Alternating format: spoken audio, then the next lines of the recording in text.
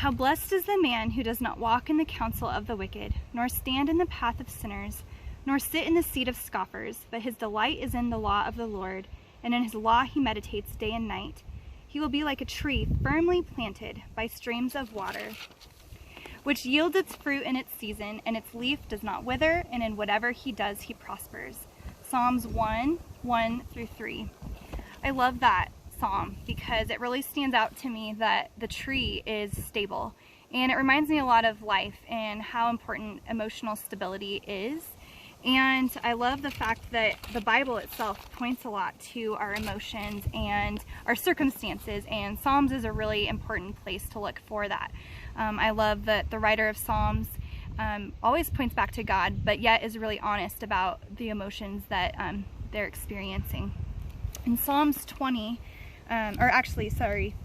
19, verse 7-11. It's talking about how important God's word is for our life. And it says, "The law of the Lord is perfect, restoring the soul. The testimony of the Lord is sure, making wise the simple. The precepts of the Lord are right, rejoicing the heart. The commandment of the Lord is pure, enlightening the eyes. The fear of the Lord is clean, enduring forever. The judgments of the Lord are true, they are righteous altogether. They are more desirable than gold, yes, than much fine gold, sweeter also than the honey and the drippings of the honeycomb.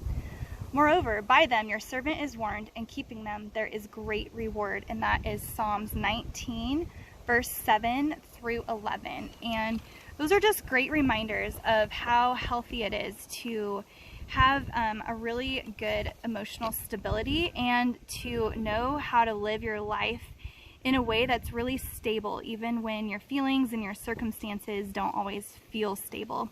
And so there's a quick diagram I wanted to share.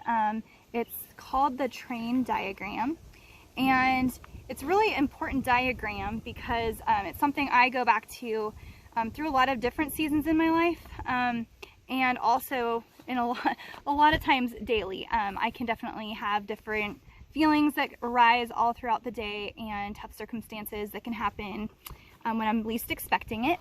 And so this is a great diagram to really explain how to have stability in our life even when things are shaking. Kind of like 2020, it's been a roller coaster in a lot of different ways. Good things have happened, hard things have happened, and this, I hope, is a good diagram to kind of explain how to have some stability through that. And so in the beginning of this diagram is the engine of the train. This is a steam engine. And so a steam engine works when you put coal into the engine. It builds up steam, which moves the train forward onto the track, which moves you forward.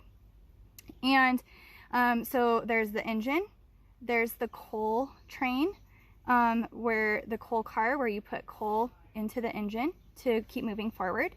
And then there's the caboose, which has really important cargo that is going along with the train. And so all of this is a very important part of the train. But first, we're going to talk about the fact, God's word. And this is what's always going to be true. What God says is true is always true. His word stands true, and he stands true no matter what is going on in your life or in the world. And that is something that we can always trust in. And so the engine is God's word, the fact of what he says is true about you, about your circumstance, about your feelings. And that's a very important part. And this part is our faith. So our faith is a very important part because without faith going into the engine, we're not going to move forward, because this is what brings the fuel into our life to move us forward. Faith is believing what God says is true and acting on it as well. When you read James, the book of James talks a lot about how we need to have active faith as well. And so we're actively putting our faith in what God says is true, and we're going to move forward. But we also have our feelings and our circumstances. So our feelings can be good. We can have great feelings. We can have hard feelings. We can have good circumstances, and we can have hard circumstances. So feelings are neutral in themselves. However, we have to be cautious. We don't want to put our faith into our feelings and our circumstances, because God's word is always true, And sometimes our feelings can be deceptive. We can think something's true and it might not be. We might feel a certain way, but it might not actually be what's true. And so that is something we need to be cautious about. However, our feelings and our circumstances matter to God. How we feel, we don't have to hide. We don't have to be fake. We can be real and we can be honest. And our emotions are also a thing that God has given us as a gift. I had a friend share with me once when I was going through some grief that I could experience that grief and grow closer to God when I brought my grief to God, because he's experienced that. He wept when he was on earth. So it's something, our emotions can draw us to God if we're bringing them to him. So when we have our feelings, we can put our faith into God and we can take that feeling to him and move forward. So for instance, when I was going through that difficult season in my life, I had that feeling, but I brought it to God in faith. I looked through his word and is this true? And how should I live my life according to how I'm feeling? And what is valid about my feeling? And how can I trust God with that? I'm feeling sad, or I'm feeling like the circumstances is really difficult. I don't have to hide that, but I can still give it to God and I can move forward in my life. Other times in my life where I've put my faith into my feelings, I could just stay stuck over here. And the more I pile coal of faith into my feelings, the more weighed down I feel, the more heavy I feel, the more stuck I feel. When you're putting your faith into your feelings and circumstances, it can make you feel stuck, like you're not moving forward. And that's because we're not bringing it to God, we're not seeking his word, and we're not praying and asking for his help.